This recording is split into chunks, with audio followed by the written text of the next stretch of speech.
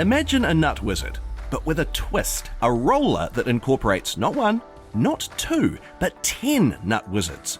Am I the only one that doesn't think that tool is hilarious? That thing might put squirrels out of a job. Welcome to Flynndogg Woodwork. Today we're not going to be looking at funny tools, but we are going to be taking a look at 5 tools I just got from my shop. So let's not waste any time and dig into these tools. So this past Christmas, I treated myself to a brand new computer, and there's only one thing that can mean. I've been able to Google Deep faster than ever. And for those of you that are new to this channel, that just means that I go beyond the first, second, and third, and sometimes even 100th page of my search results to find these new tools. And in this video, I've got 5 more of these items, and stick around to the last tool as it's an old tool with a new upgrade that I'll be giving away in the end. So let's start to talk about our first tool and discuss why I got it. So you probably have some chisels in your shop, and if you're like me, you may have a couple of sets. And these chisel sets serve 2 different purposes. The first chisel set is what I like to call my banger set. These are chisels that I can bang on with a hammer and not worry about damaging them.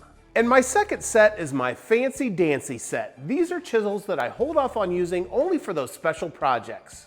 So here are my 2 chisel sets. My banger set are these Irwin Marple chisels, and these go from 1/4 of an inch all the way up to 1 inch.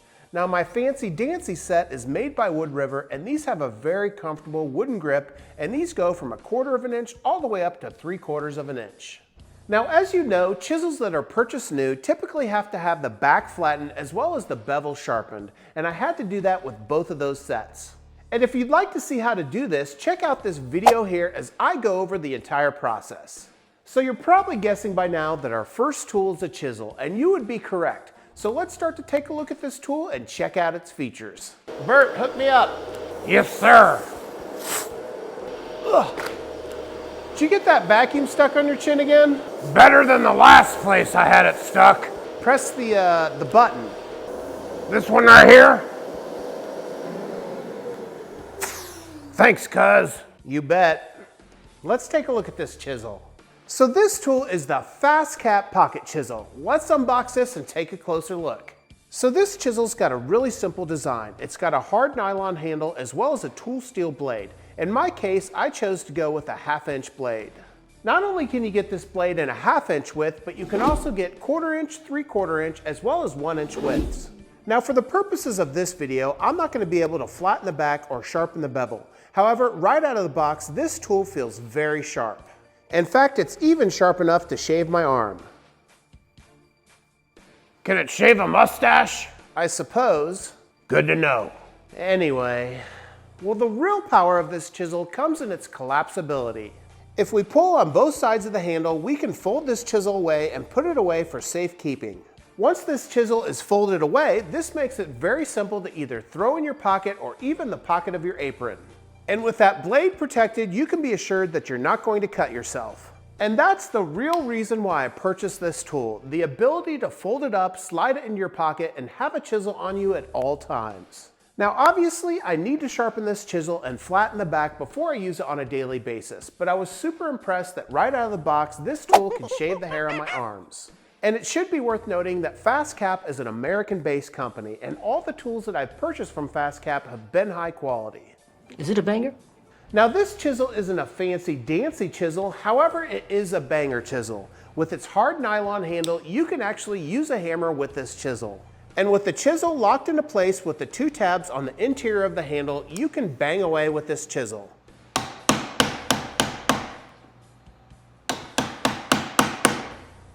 And this Fastcap lineup of pocket tools has a variety of different tool options, including putty knives, diamond sharpeners, laminate knives, pull saws, files and rasps, and even pocket awls.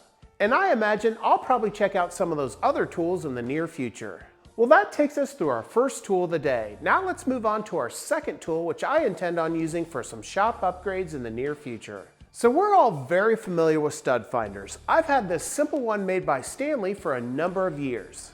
I caught my ex-wife on studfinder.com once. Never did see the tool come in the mail. I'm pretty sure Bessie was searching for something else. So let's take a look at my current Studfinder and talk about some of its limitations. So here I've got a piece of 3/4 inch plywood stacked on a 2x4. Now, one of my main complaints with my old stud finder is it was very difficult to figure out where this stud began and ended. If I were to mark where this stud finder tells me my stud is, I would have a whole lot of holes in my wall. You can even hear from its audible tone, this thing has no idea where the end of this stud is. And that's the real problem with this stud finder. I have very little confidence in the accuracy of this tool. Here I've just drawn out the lines where my stud finder said the edge of my stud was. And you can see this distance in between these two lines is over 2.5 inches. And last time I checked, a 2x4 is 1.5 inches wide. So I'm looking for something that's just a little bit more accurate than that. And that's what I'm hoping to find in our next tool. B-Dog, hook me up. There's some weird stuff going on at studfinder.com. Here you go. Told ya. So we're going to take a look at the Franklin Sensors M150 stud finder. So inside the box you're going to get the tool along with instructions, and you can see from this tool it goes in a horizontal fashion versus our old tool that went in a vertical fashion. And this finder runs on 2 AAA batteries which are not included. Let's take a closer look at some of the features of this tool. On the very front of the tool is where the batteries are located. Once we seal up the front, you can see that this tool is fairly simple. There's a 3-fingered button on the very top, as well as a few lights and a couple of lightning bolts. It's those 2 lightning bolts on either side and those lights on the top that really set this stud finder apart from the others. First, let's talk about those lights on top. Instead of trying to figure out where the edge of your stud is with our old stud finder, this new stud finder will give you a visual representation for where that stud actually is. All you do is you simply depress the button on top and run the stud finder across your wall. And it's these lights that represent exactly where your stud is, instead of trying to determine where that stud begins and ends. So you can run your stud finder across your wall and figure out exactly where that stud is. So let's take a look at our 2 new markings and see how much more accurate it is. And here you can see our original markings from the old stud finder and our new markings for the new stud finder. And you can see that is dead on where the center of this stud is. But there's more to this stud finder than just finding that stud. Remember those 2 lightning bolts on either side of the tool? Well, those light up anytime you run across some electrical behind your wall. So if I take this tool and run it on a wall where I know there's some electrical, you'll notice that both of those lightning bolts will light up as soon as that electrical is found. And that's a pretty nice feature that I've never seen in any other stud finder that I've owned, because when I'm looking for studs, there's a high likelihood that I'm going to send a screw through that wall. Well, that takes us through our first 2 items of the day, and I'll have to say I'm pretty impressed with both tools. Before we move on to our third, however, I ask you to do me a huge favor, hit that subscribe button, leave a like, and leave a comment. It really does help out this small woodworking channel. Also, as you probably know, I'll be leaving links in the description below, so if any of these tools interest you, you can go check them out in the description below. So what's next? Well, it's an upgrade to an old-fashioned tool that brings it to the 21st century. So what's this old-fashioned tool? Well, it's the good old T-bevel, and I've had this one from Harbor Freight for about a year now. And to be frank, this tool works really well, especially for a tool that costs less than $10. Did you say something about getting a hot dog? I heard you say Frank. You're thinking of a frankfurter. I said to be frank. Making these videos is a lot of work and I'm hungry. I'm not quite sure you're doing any work. Whatever. This tool has suited me very well over the last year, especially when I use it in combination with my SawSet Pro. And you probably remember from the SawSet Pro, it's an excellent way to figure out the angle that your T-bevel is set to. But that's just an extra step, and I thought in this digital age there must be a tool that gives a digital readout on the fly as you need it. So is there a digital T-bevel out there? Of course there is, dumb. Here it is. Ugh. So this is the RainyB digital T-bevel. Let's unbox this and check it out. So inside the box, you're going to get the T-bevel along with instructions, and you can see this T-bevel is made in a very similar way to the old-fashioned T-bevels. It's got a locking knob on the very top, it's got the ruler, and it even has a couple of levels, both vertical and horizontal. And if we loosen the knob, you can see that this tool looks like any other T-bevel. However, let's dig into some of the digital functions that sets this T-bevel apart. If we look at the tool, you can see that there's 4 buttons on the base of the tool. The bottom left is obviously the on and off switch, and this gives you a digital readout of your angle. The next button on the tool is the HF button, and this button does two things. With a short press, it dedicates your angle to memory so that you can access it later. If you do a long press, this will actually rotate the display on the tool so that you can see it from the opposite side. Next up, we have the R button, and this gives you your 180 degrees supplemental angle to the angle you're measuring. And the last button is the 0 button, so you can use this button to calibrate your tool or to set any angle at 0. And this tool claims to be as accurate as plus or minus 0.5 degrees on any measurement. But let's use that SawSet Pro and test this tool out on a couple of angles. So let's slide this tool into the T-bevel and zero it out. Once it's zeroed out, I'm going to move this over to 30 degrees and get the measurement. And this says 30.15 degrees. Now let's test 45 degrees. And this says 45.00 degrees. Next up, let's try 65 degrees. And you can see we're right at 65 degrees. And all of those measurements are suitable enough for me in my woodworking. As you saw from the SawSet Pro, it doesn't have any more precision than 1 degree measurement anyway. And I really like that supplemental angle feature, so I can take a measurement here at 135 degrees, press the supplemental angle, and see that this angle over here is at 45 degrees. So I'm really impressed with this 21st century T-bevel, and I think it might finally replace my old trusty Harbor Freight tool. Doesn't that whiskey butterfly guy have a table saw from Harbor Freight? I think that's meant to be a joke. Either way, maybe you should take a lesson from him. Can't argue with you there. So our next tool is made by a brand that I've never heard before. And frankly, that's the reason why I wanted to check out this tool. By having this YouTube channel, I've come to learn that a lot of these brands that we've never heard of are putting out some quality tools. So you may or may not have a reciprocating saw in your tool lineup. I used to have one, but this summer I was doing a deck demolition and I completely burnt the motor out on my Ryobi one. And for some reason, I'm still holding on to this thing. I guess I'm hoping that it will come back from the dead someday. But just in case it doesn't, I thought I'd check out a new tool brand that's got a lot of high ratings and appears to have a complete lineup of tools. Bert? Bert? This video, it's so boring. And with the dark glasses, I fell asleep. Here you go. Sorry to bother you. So inside this box, we've got the Avhrit Reciprocating Saw. Let's unbox this and see what it's all about. So inside this case, we're going to find the instructions along with 6 extra blades. You'll also find the reciprocating saw itself, 2 batteries, as well as a charger. And both of these batteries are 21-volt batteries. Now the nice thing about these is these run on the same infrastructure as Makita. So you could actually use a Makita battery with this tool or use these batteries with the Makita infrastructure. If we look at the blades that come with this saw, you can see it comes with 2 blades that allow you to cut through metal. It also comes with 4 blades that can either cut through metal or wood. And these are standard blades, so you should be able to pick up replacements for this saw at any big box store. If we look at the construction of this tool, you can see it's like many other saws. You can see this saw has a trigger on and off switch. With the tap depressed on the left-hand side, the tool is locked. But if you push it in on the right-hand side, the tool is then unlocked. If we look at the front of the tool, you can see there's an adjustable guard that rests up against whatever you're cutting. To install a blade into this saw, you simply turn the knob on the very top. Then you can insert your blade and release the knob. Once you've released that knob, the blade is in place.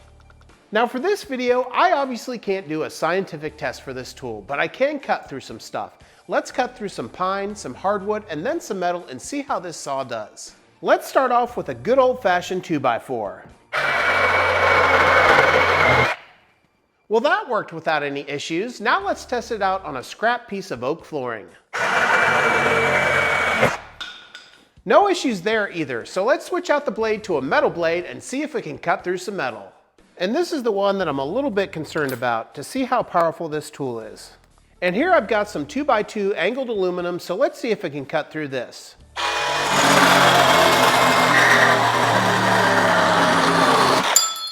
Once again, no problems, which is great because that's about as much pressure I'll put this tool through.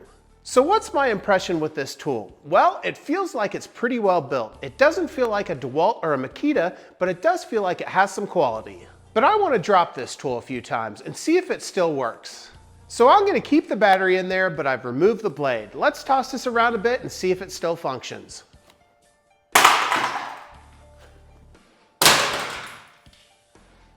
I think that did it for the battery. And this is kind of what I expected. The tool feels very well built, but the batteries felt kind of cheap. And as you can see, the casing for those batteries was completely shattered. Well, I'm glad I tested it out and you didn't have to. Now, I can't recommend a tool that has batteries that are so cheaply made. Now, sure, you could use your Makita batteries with this tool, but I'm guessing if you're buying this tool, you may not have any Makita infrastructure.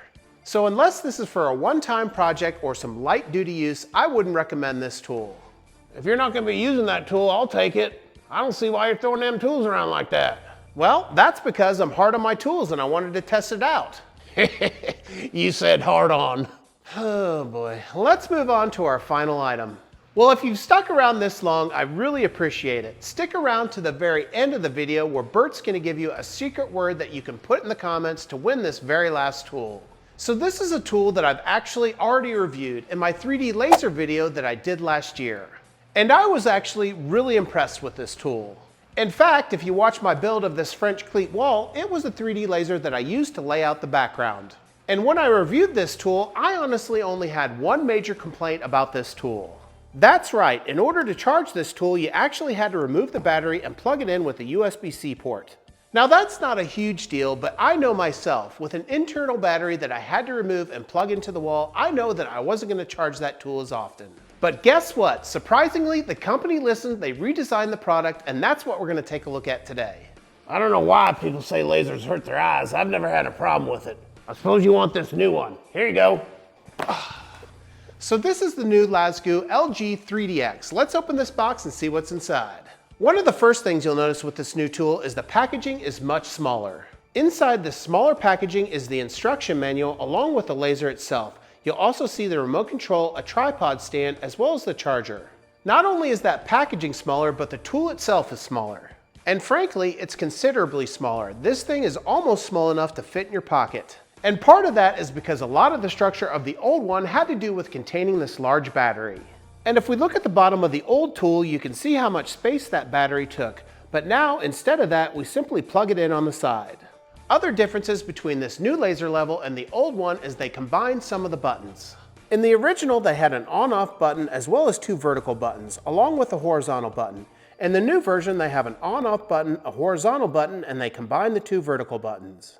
And this 3D laser has all the functionality of the original one, only it's $10 cheaper. And that's because it doesn't come with two batteries that were included with the old one. Now, I'm not going to dig into all the functionality of this tool as I did a deep dive with this in this video here last year. So if you'd like to take a look at that video, I'll leave a link in the description below. All I have to say is the original one was my go-to 3D laser, and that's because it has such a small footprint, it's easy to take with you wherever you go. But this new one, now that it's even smaller, I can only imagine this one will replace that one. And for that reason alone, I'll be giving away my old one to a subscriber that leaves that correct word in the comments. What the heck, I'll give away both of these. I know Bert said he wanted one, but I don't think he has a use for it. I really appreciate you joining me on checking out all 5 of these tools. I know we had some disappointments in this lineup, but I really enjoyed showing them to you. So if you haven't already, make sure you hit that subscribe button, leave a like, and leave a comment. It really does help out this small woodworking channel. Until next time, take care as always.